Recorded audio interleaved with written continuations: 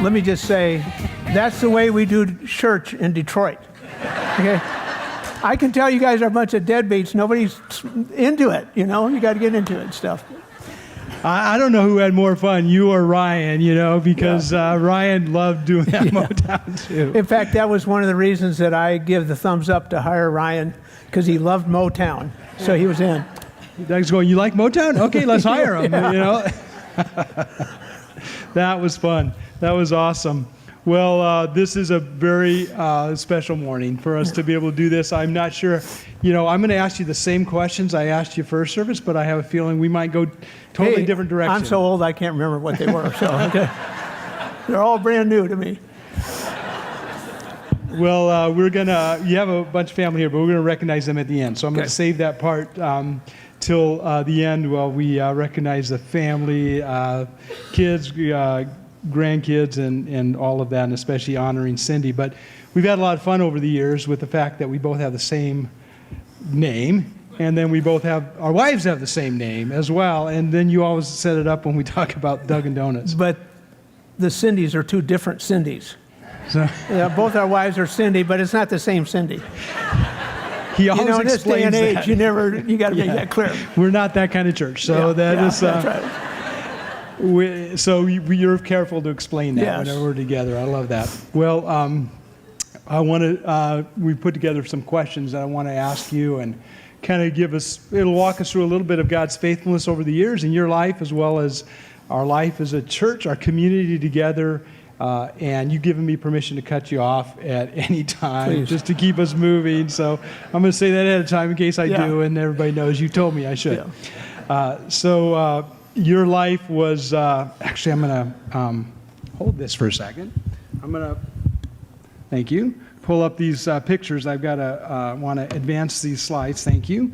And I've got a picture of you. Your life was uniquely shaped by Campus Crusade. Yes. In the Campus Crusade for Christ in your college years, and you went on staff with them. I have a photo of you, if I can pull it up there. Yeah, there's a photo of your group. They're doing ministry at the college campus, and this one is you. People might not know which one is you, but there you are, there in the corner. Very young Doug Sutherland. Look at those hairstyles are awesome. So when you think back of those days and the impact they had on you, what has stayed with you over the years? What part of your ministry was formed there that to this day continues? Yeah, well, first off, I became a Christian through the ministry of Campus Crusade for Christ. I grew up in a church setting, but when I went away to college, I asked the question, I wonder if this is really all real. I never really thought about it until then. And so I went away to school as an agnostic, not really knowing whether God existed or not. It was the height of the Vietnam War, and so I had a lot of questions. And it was through Campus Crusade for Christ, a couple of staff there that introduced me to Christ. And so that's where it all began. The things that really I've taken away from being involved in Campus Crusade for Christ, there's really three things that stand out. One of those was that sharing Christ with other people was a way of life. As much as a Christian, you pray and you go to church and so forth, you also share Christ, which made sense to me because I was asked, what's the greatest thing that ever happened to you? And I said, well, obviously receiving Christ in my life, what's the greatest thing you could do for somebody else? And so that impact was there. So to take opportunities along the way to do that. Secondly, the biggest impact that I've taken away is understanding the ministry of God's Spirit in my life and one's life. Billy Graham made a statement I heard early when I heard him speak in 1967. He said that 90%, in his opinion, of Christians do not know how to allow God's Spirit to control their life. And I became a Christian January 16th, 1967. January 17th, 1967, it was shared with me by the guy discipling me how to allow God's Spirit to control my life. And as a result of that, I think of one thing that's impacted my walk with the Lord over the last 50 plus years is understanding that because most of the testimonies I'd hear from Christians was, oh yeah, I was a Christian, I was doing well, and then I backslid, and it was up and down. That probably would have been my testimony if that hadn't been shared with me. And then thirdly, Campus Crusade for Christ, the impact was that they really taught me how to walk by faith and not by sight, to step out and take God at His word and let Him work that way. And so that brought a lot of exciting experiences stepping out in situations. And one of those, the result of that attitude or that perspective, biblical perspective, is Green Valley Church came out of that, because came down here to this area with some other staff members, former staff members. We started our business. And so that's how Green Valley Church started here. Maybe a lot of people, go ahead. Go ahead. Well, I was going to say that leads to the next question. Go ahead. Okay. One of the next questions is that very thing, is that you and these three other couples famously started our church in 1984. So that's interesting. It was kind of an outgrowth of just saying we want to follow the Spirit's lead, right, and make a difference in our community. Why was it important for you to plant a local church? Why, I mean, there's lots of different ways you could do that, but why was what now we call Green Valley Church, why was that important? Yes. Well, a lot of people don't know, but what is Forest Ranch now in that area out there, Del Sur, a good portion of that was gifted to Campus Crusade for Christ to build an international graduate university, Christian university. And so that's how we all came down here together, was we left the staff, but we wanted to carry on what was called an executive ministry, where we would put on dinner parties at the Westgate Hotel, and we'd pay for them, and then we'd bring in high-profile speakers to share the gospel. And as a result of that, we got people started to come know the Lord, and we had to follow them up.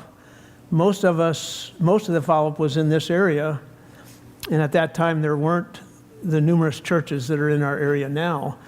The closest one that we felt comfortable directing people to was Manual Faith, and that was a ways away. So we wanted to get something here that would follow up those people that were coming to know the Lord, and that's how Green Valley Church got started there. Here's a picture of you about that time. We're estimating around the time you were thinking about starting this church. You started in your living room, is that right? Or a Bible study in your living room? Well, actually, yeah, we met together in one of the couple's living room, okay, to talk about the concept of starting a church. And so that's where they actually started there. But initially, the place we were was Payne Rock Elementary School, is where we got the thing going. I remember it well. Yeah. 8 years later, you had here's a picture of about 8 years later. There, this is shortly before I came on the scene, and the church. We've had some mountains and valleys along the way, as anyone would expect, and before I came, the church went through a really difficult church split, and sometimes you get even emotional thinking about this, yeah. But. This is a time when a lot of people were leaving the church, and you decided to stick around. Why was that? Yeah, the way I described it, when we started the church, there was a lot of Christian resource ministries. I think it was CRI. I can't remember, CRM. They would supply the music people. They would supply staff to help with youth and everything else right from the get-go. They were there as a ministry to help churches that were starting. So we started and grew really quickly, and things were really buzzing, and unbeknownst to many of us that there was actually some struggling going on inside the leadership with the church. So Evangelical Free Church, which we're part of that denomination, they have pastors get together and help churches that struggle with different things. And I know, Doug, you are also on that, on occasionally helping other churches with other pastors. And so they came, and we had a very infamous meeting in the lunchroom at Payne Rock Elementary School. It was packed out because they were going to tell us what their decision was on how to resolve this issue. And so their resolution was that all the staff leave and all the leadership, the elders, also step down. So you can imagine all of a sudden you've got a real leadership gap, a real hole there. And Wally Norling, who was a retired regional guy with the Evangelical Free Church, would come down and speak on Sundays. But the numbers would continue to dwindle. Interestingly enough, the church at Rancho Bernardo, here in Rancho Bernardo, used to be the church at Carmel Mountain. And we used to call the church at Carmel Mountain Green Valley West, because most of our people went over there, or a lot of them did, and we helped populate that church, get them started, because we were having difficulties. And so the numbers continued to dwindle, and every Sunday we were wondering if this was going to be the last Sunday. And I remember sitting next to a couple that were still there, and they nudged me and says, "Where are you and Cindy going? Where are you going to go?" I said, "What do you mean, where are we going to go?" "Well, where are you going to go to church?" I said, "Well, we go to church here." And I said, "Until God closes the doors, this is our family. That's up to Him."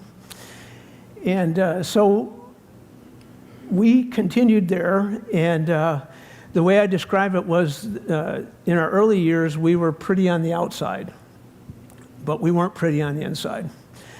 And after this cleansing occurred, or this whatever, we became not very pretty at all on the outside, but we became what I would call pretty on the inside, because the people that were there were committed to the Lord and wanted to please Him and do what He wanted.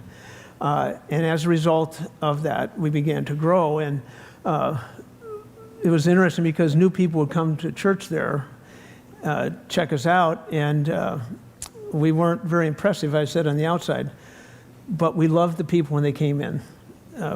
Anybody came in, we pounced on them. We were so happy to have you here, you know. And sometimes loved them too much. Yeah, we actually had some people who didn't want to come back because they were too loved. Seriously. And but because of that, we began to grow, and it was at that time, in fact, you, Doug, came into the picture. Wally Norling, wise old man that kept stability there, he said, "I know who your pastor should be." And he's this young youth pastor up in Orange County. And Wally also told me, I was the head of the board of elders, and he said, "I've never made a mistake." And I said, "Well, I hope you got one left in you, Wally." And he didn't flinch. He said, "I do." And so that's when Doug came down, and he got to see this beautiful church on the inside and not the one on the outside, as you recall. To this day, I think about that is what you're describing. It was our experience too, is a really caring, loving group of believers that care deeply about God and about relational health and really connecting and caring for people, and not so much the externals, but first the internals. And I trust that's part of our DNA to this day. Absolutely. And we hear that often, and whenever we do, you and I both are grateful to how God orchestrated all of that. Well, then 20 years ago, almost exactly 20 years ago, you were hired as an associate pastor here. But you've told the story privately. I don't know if you've ever told it publicly. And that is, you weren't actually picked at first for this role. So how did you deal with that? Yeah, as I indicated, I was the head of the board of elders, or what we call the overseers now, and when we hired Doug. And so I also knew that we were going to be looking for an associate pastor, and the business I was involved in, because of limitations with my back and stuff, I knew I had to sell it. So I was selling the business, and I thought, God, you're so good. Transfers right into here. I can become the associate pastor, laid out very clearly.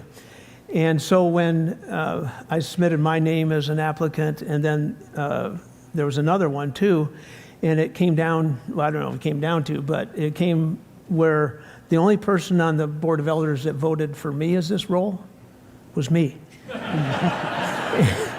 Everybody else voted for this other guy. And so I remember Doug coming over to our house and had to break the news to me, and I'm thinking he's coming over and saying, "Hey, you're our man," and everything else, you know. And Doug, we've really decided as board of elders that God wants us to hire this other fella. Well, you can imagine the emotions that I'm going through. My flesh is very much there, and it's in. Now, God, Cindy and I were involved. We started this church. I saw this laid out beautifully. How my business was not going anymore, and this is perfect, and all this other stuff. But as I'm sitting there, I'm saying, Lord, I want you to use this in my life to make me more like your son. And as a result of that, I let the Lord lead. And there's many things that go on from there, but this other person that we had decided, not we, that they had decided to hire, things came up in his life and so forth that caused him to have to step down soon after that. So I sheepishly came to the elders, and I was no longer the elder at the time. I said, would there be any value in me resubmitting my application? And so I like to say it this way, that I was never hired here. I was by default. They didn't have anybody else, and so that's how I got in.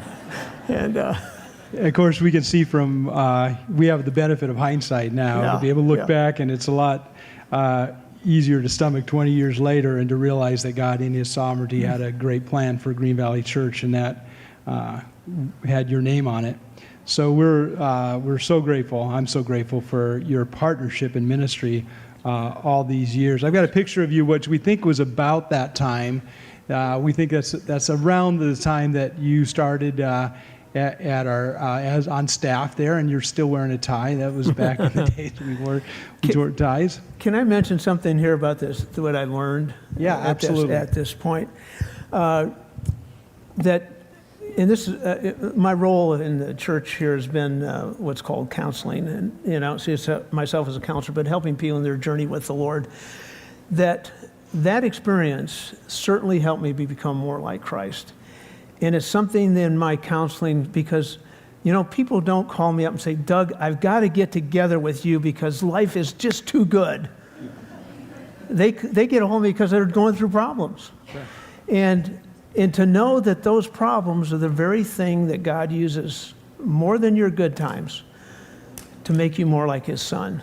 Every Christian would give testimony to that fact.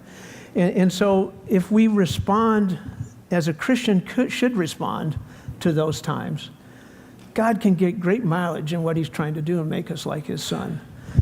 What do you say if someone says it's unfair, that what they're going through is unfair? I say, yeah, it wasn't fair. But I ask them, I say, do you think they treated the Lord unfairly? And of course, they said, yes. I said, well, if God wants to make you more like his son, don't you think that would be a good experience for you? Unfairness of life is the very soil that God enriches to make us like his son. Over and over again. I think the quintessential illustration of this, it was not a fair thing for Jesus to be hung on that cross. It was not fair for him to go through all of that. And I even think of Peter's response. Oh, Lord, this can't be. He's well-meaning. That can't be. And Jesus said to him, first time he addressed Satan, get behind me. Then he said, this is second service and my mind starts breaking down, but he said, Peter, he talked to Peter and he said, you have man's interest in mind, not God's interest. Now you think about Peter, who was well-meaning and everything else, but if Peter would have got what he wanted and what was fair, we would never have eternal life with God. And so the quintessential illustration of this point of the difficulties of life as Christians, we need to respond as a Christian should respond to that, not respond, well, that's not fair. That's unfair. In fact, God, this is why I don't charge people for my counseling. That I tell them when they come in those difficulties of life, I say, this is great. I am so happy for you. Because this could be the best. That doesn't go over so well sometimes? No. Yeah, they don't pull out their checkbooks and stuff. But I say that God, this very thing here, if you respond the way God has told you to respond, you're going to get an accelerated growth in Christ-likeness. And that is God's goal, is to make us like his son. Romans 8:28 and 29 are kind of the template of life. They answer so many questions. People ask, well, how could a loving God allow that to happen? Or think, to me, it all fits into this template. And that says that we know that God causes all things to work together for good to those who love him and to those that are called according to his purpose. And I emphasize his purpose. And for many years as a Christian, I looked at that verse. I liked it because God's working everything together to make me happy. Yeah, we focus on the first half of the verse, right? Yes. Yeah. And so I went on to verse 29. I wondered, well, what is his purpose? And it goes on to say that for those he foreknew, he also predestined that they would be conformed to the image of his Son, that his Son would be the firstborn among many brethren. So God's intention is to have a family. He created to have a family made up of people like his Son. And he's working all these things, not good things necessarily, he's working all together for that purpose. And certainly the difficulties of life are the ones that he uses the most to make us like his Son. In marriage counseling, there's that I do is that there's a book called Sacred Marriage by Gary Thomas. And the title of that is Sacred Marriage, but the byline underneath it is this: could it be that God intended marriage more for holiness than for happiness? And the answer to that question is yes. Holiness means Christ-likeness or sanctification. In other words, making us like Christ. I don't know of one thing that God uses more effectively than marriage to make us like his Son, because we can have surface relationships with everybody else, but in a marriage, you go right down to the bedrock. You can't get away with anything there. And so that's a place where God can really clean up a lot of stuff if we respond properly. You've often said, I've heard you say so many times, how much mileage God gets out of our troubles. He uses those. He doesn't waste our trials and our troubles. Well, this reminds me of something else you often say, and I think it's intriguing because it might be a fresh way for people to think about it, maybe different than sometimes people think about it, and that is the idea that God cares about our unity more than our opinions. So explain that a little bit.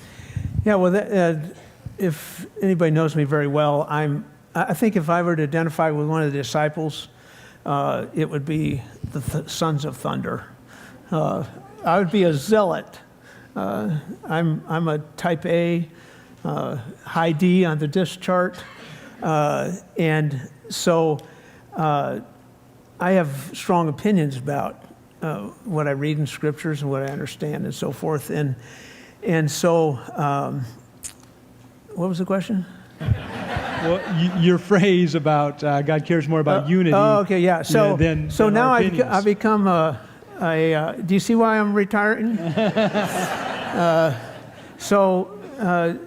come on the staff here, and I could be a very problematic person with being strong, having been involved in starting the church and so forth, that in that time, God really was communicating to me how much he cares, how much he values unity over my opinion. Even if my opinion is a correct biblical opinion, is it used for unity or is it used for division? And so learning I think of the Lord's Prayer in John 17, where he prayed to the Father that they would all be one, as you and I are one, the Father. And then Paul talks about this as well, that make my joy complete by being of one mind and one. It's just over and over in the scriptures, that oneness. Jesus said they'll know you're my disciples by how you love one another. So all of that's there, and so to learn using that, God put much more value on that, and he can get much more mileage on the furtherance of his kingdom if we are united. Because, boy, we got all kinds of reasons to be not thinking highly of somebody else or what they're doing, or this is wrong and this is right. I mean, it's just amazing that God could have us come together into one body. And that's what he does. If we respond the way he said, he can bring things out of that but often we put our own perspective on it and think we have to do it our way. Yeah, and you've really embraced that, and it's been so admirable and such a healthy thing for our team, for our staff, and our church as a whole. I've often admired that in you. It's an incredible perspective, and I know you've shared it with a lot of people over the years. You also have a great way of just connecting with people when you meet them. I've just noticed that about you too. It's just you connect with them, and you genuinely love them. I mean, you genuinely care for them. They pick that up, and you have a way of just putting them at ease, which I think has worked for you in many ways, probably all your life, but especially as a pastor, last 20 years, wouldn't you say? Not all my life. No? Okay.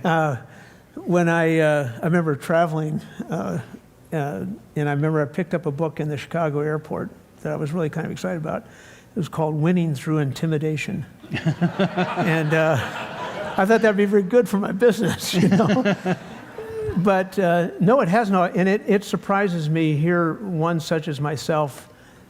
I think this shows what God can do with a life, because to be able to people and to care more about people, and I really do, where I'm a project guy, I get stuff done, and I think if I had my own way, I'd like to be a farmer in the Midwest and just ride my tractor around and plow.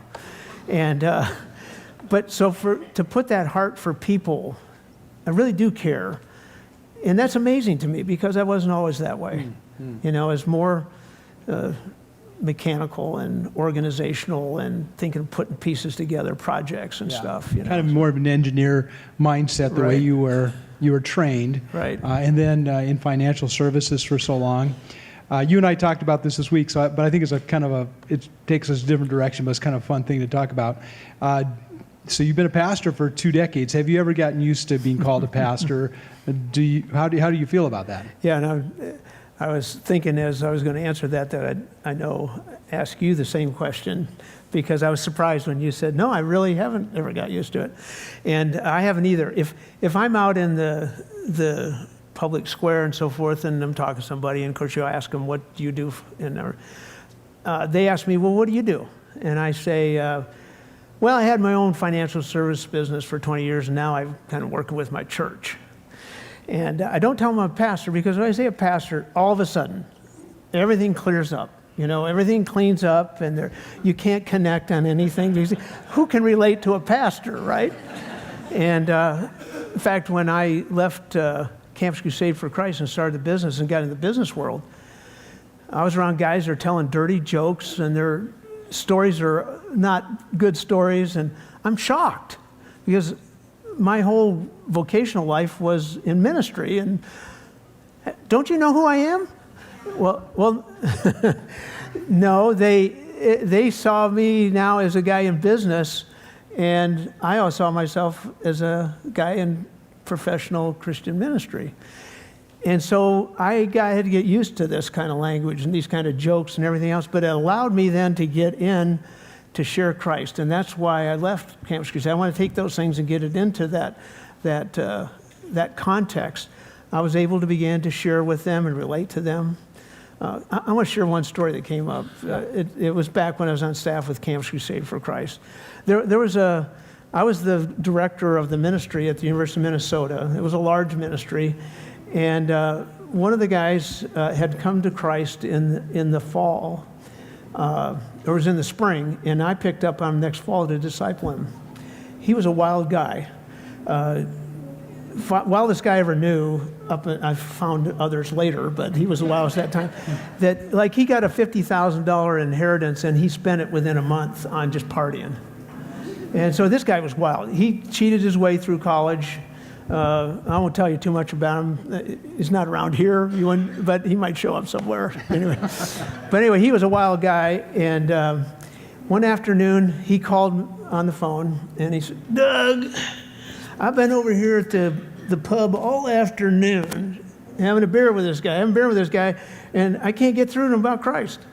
You could tell he was inebriated. And so he said, will you come over here and help me talk to him? Okay, now I'm the director of Campus Crusade, and I had to make a decision. I'm going to go because some of the students, I mean, there are hundreds of students involved in our movement. They're going to see me going into this place. And, or am I going to go because Jesus hung out with sinners? So I prayed about it, and I went with him. Sure enough, they had been drinking all afternoon there. And, but afterwards, this guy called me up the next day, and he said, Doug, the guy that had just become a Christian, he said, I was just testing you.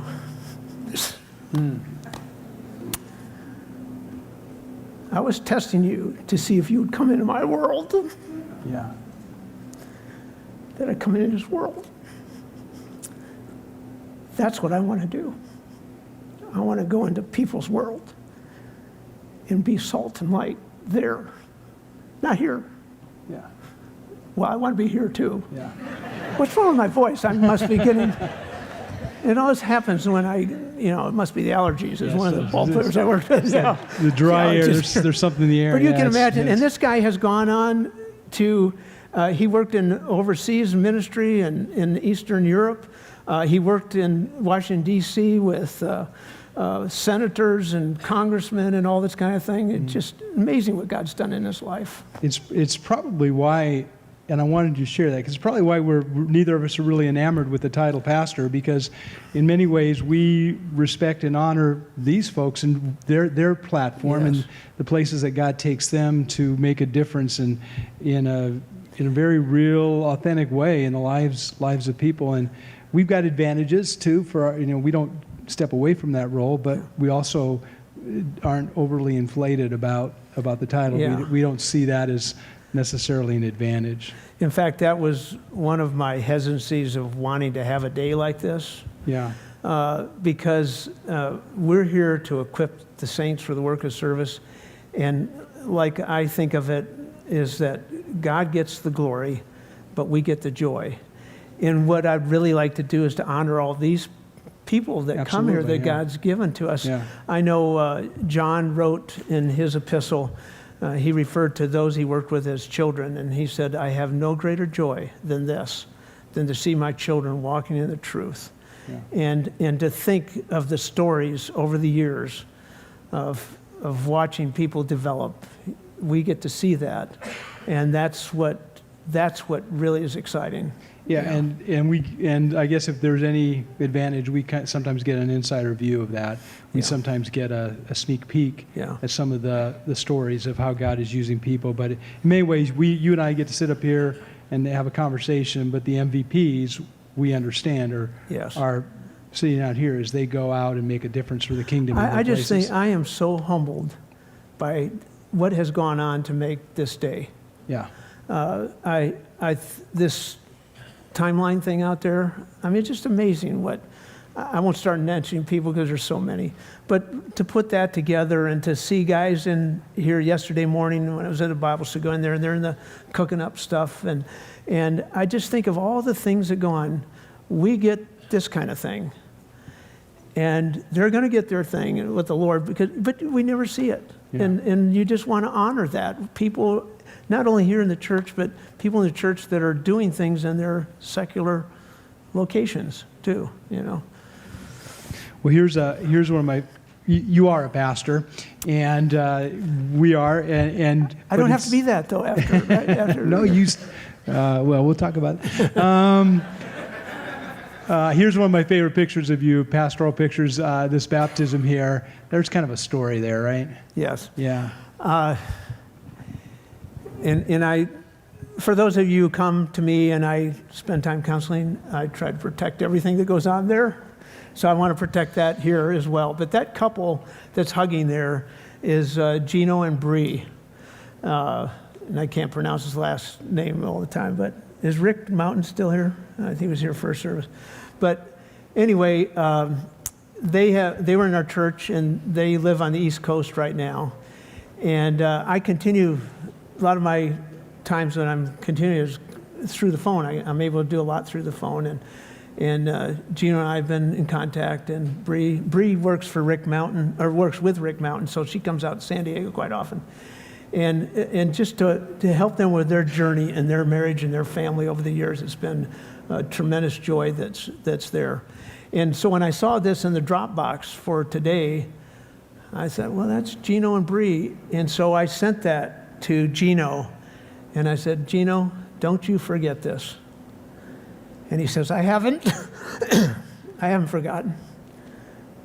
And for him to continue to grow into becoming a man of God and a husband that loves his wife like Christ loved the church, that's why I'm doing this. It's not some political thing, okay? It's, yay, Lord. Absolutely, absolutely. You and I was thinking about this.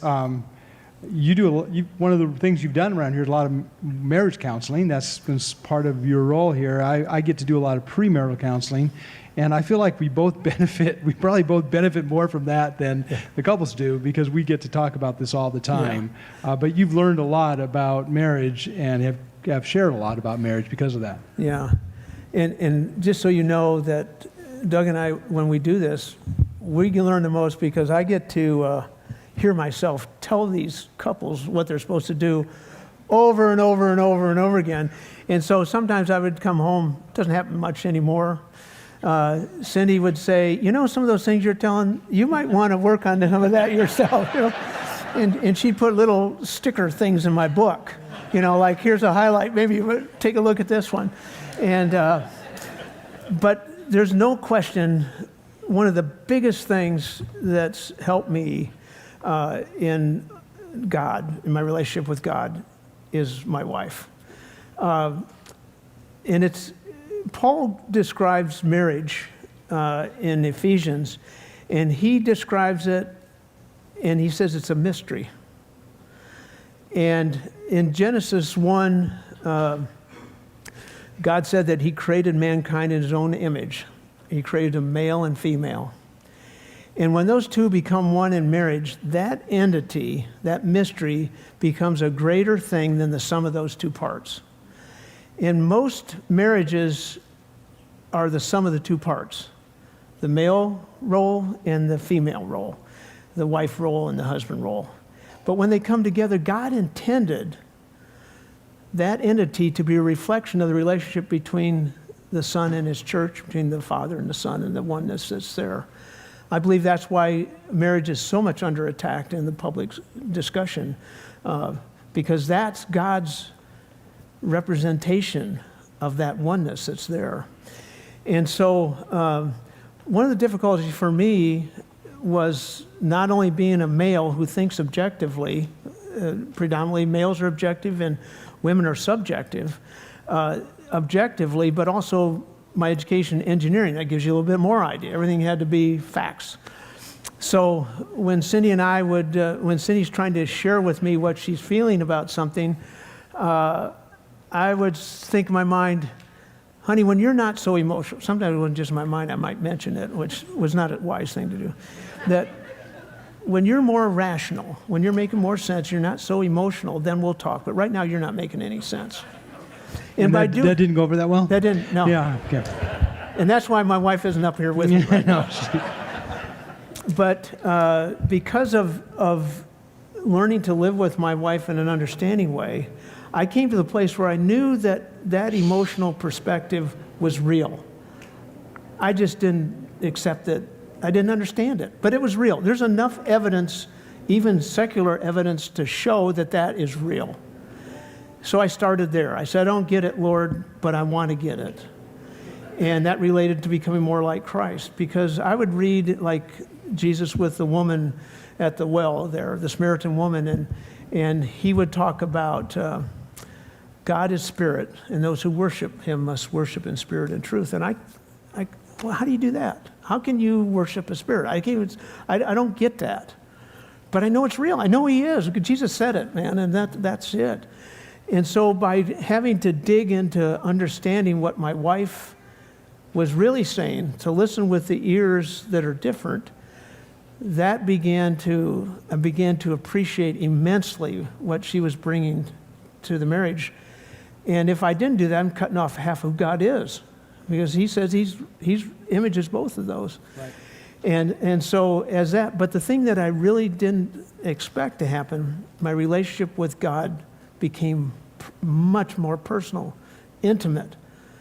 I mean, he's my joy. I think of the psalmist that says that my contentment is not in wealth, but in knowing you, in knowing all is well between us. And when I wake in heaven,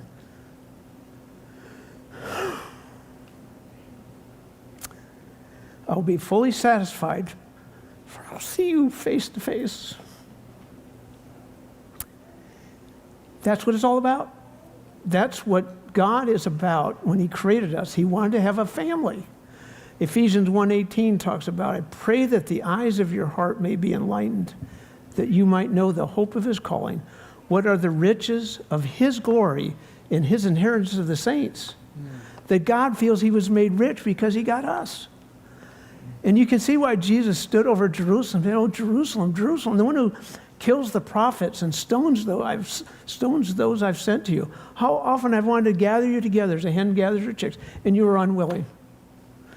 God's wanted to do that with us, and we're unwilling. It's crazy, but because we don't understand him. And going back to the marriage, that's what really has opened up that reality. To God, there's one reality. It's not two. For us, it's bifurcated into two. We've got the physical reality of 5 senses, and then we've got the reality of the unseen. And for guys, the unseen reality, like myself, that's difficult. It's not as difficult for a woman because they relate in that subjective part. But getting that together, am I getting too long here? That I try to get guys to understand this concept. I say, why do people spend millions of dollars to buy a house overhanging a cliff in La Jolla to look at H2O and silicon particles? Yeah.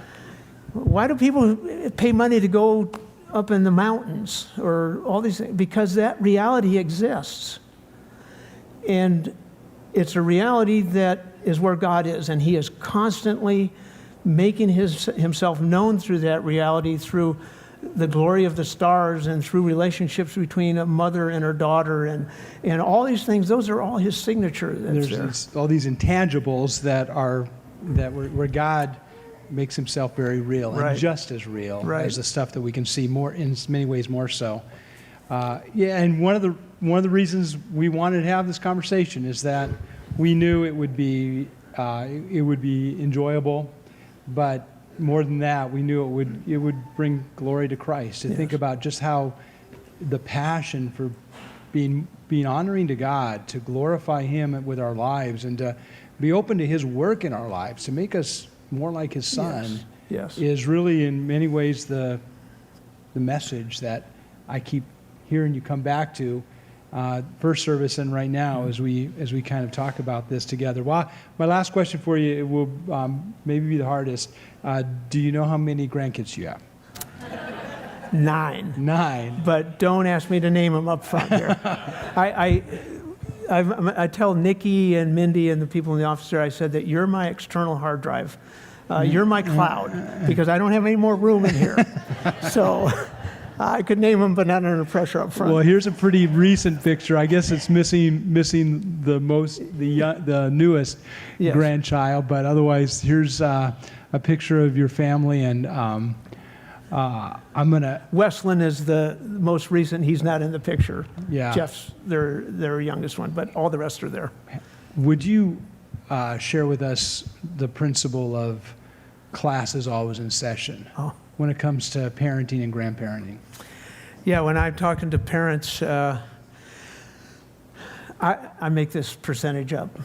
90%, nobody has ever argued with me, 90% of parenting is you being who you want your children to be. And I tell them that school is always in session. You're always teaching your children, and your children are always learning, and neither of you know that it's going on. Even as I reflect on my life here, it almost sounds like this is the end of my life or something, but as I reflect on it, I think of things that I do, and I ask myself once in a while, why am I doing it? Oh, my dad did that. My dad didn't know he was teaching me that, and I didn't know I was learning that. And that's why I'm a beneficiary of what I am, is because of my dad. He was the best man in our wedding. That's how I felt about him and my mom and dad. And so school's always in session. You parents, we want our kids to be something, but we want them to be something. It doesn't matter what I am. I want them to be. No, the best thing you can do. I remember a ball player when I was with chaplaincy with the Padres, and I won't name names and stuff, but he said, I'll do anything for my kids. I was counseling him and his wife in their marriage. I'll do anything for my kids. And I said, no, you won't. I said, the best thing you can do for your kids is to love your wife. He wasn't loving his wife. Sad. It ended in a wrong direction, So we don't want to be what we want our kids to be. Yeah. We just want to tell them what it's like. Right. Yeah. Yeah.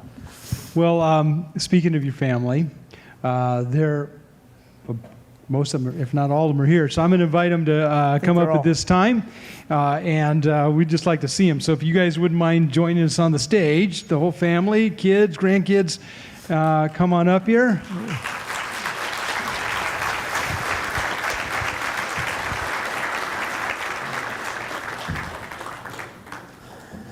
Right over here, right in front of your grandpa. Bappa is what they call me. Bappa, right in front of Bappa.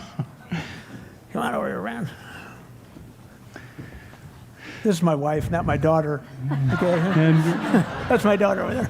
Here, Nikki, you want to hand that to me? Cindy, I know Doug appreciates your ministry so much, and we've got some flowers for you. Maybe Thank Jeff, you can hold those for Oh, us. beautiful. You can hold those for her. And, Doug, you wanted to say something about Cindy, too, and you said you'd be remiss if you didn't say it. So just, Well, I'm going to give you the opportunity to do that right now. It came up, I think, in the first part there. But yeah, it's not right for me to be up here just by myself, because we are one. And I would not be what I am.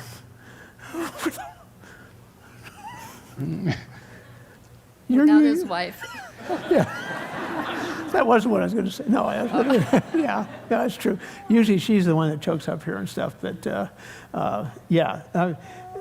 journey together since 1977, there's no question I can understand anything that I understand now or be where I am without my wife. Yep. Thank you. Yeah, well, let's, and the whole family as well, so let's appreciate all of them. I'm going to invite Joel Lees, who is the chair of our overseers, to come up at this time. And since we've been, showing some fun pictures of you, just so it's fair, I'm going to show a picture of Joel when he was much younger. And, look who's in the background. There's Doug Sutherland in the background. So Joel and Doug have been doing this a long time. And Joel, I'm going to turn it over to you to pray for Doug and thank the Lord for his legacy. Thank you. So, Doug, as a representative of Green Valley Church, I get to pray for you. But before I do, I want to, as a representative of Green Valley Church, thank you for all you've done for Green Valley Church and will continue to do. So he has been such a wonderful minister to us for these years, such a wonderful leader to us for these years, and we can't thank you enough. Myself and Kathy, my wife, are particularly thankful for the heart you have for the Lord and the scripture that you keep in your heart and you share so readily with us. That gives us a true understanding of the hope that is in you and the one that you serve. So, Thank you. Let's give it up.